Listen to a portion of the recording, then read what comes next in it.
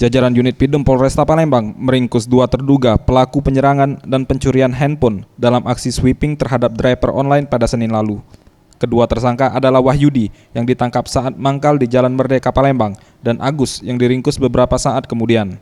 Keduanya merupakan sopir angkut jurusan Ampera Tangga Buntung.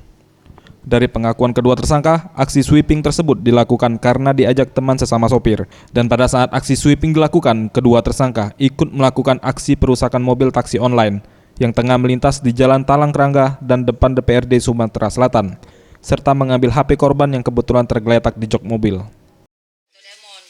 Tapi yang ngeroyok mobil tuh mulaninya wewen, nyetepi gokar. Yang mulanya wewen? Iya, mobil gokar. Iya, sopir mana itu? Auto Tang Buntung, wewen, Puat, yang nyetopinya tuh. Ya, ngapa kamu gebuki? Tahu dari mana kamu itu kalau gokar? Di setopi budak, Pak. Sikok-sikok kamu nyetopi? Apa? Sikok-sikok kamu? Iya, di setopi budak. Tim Liputan Sriwijaya TV.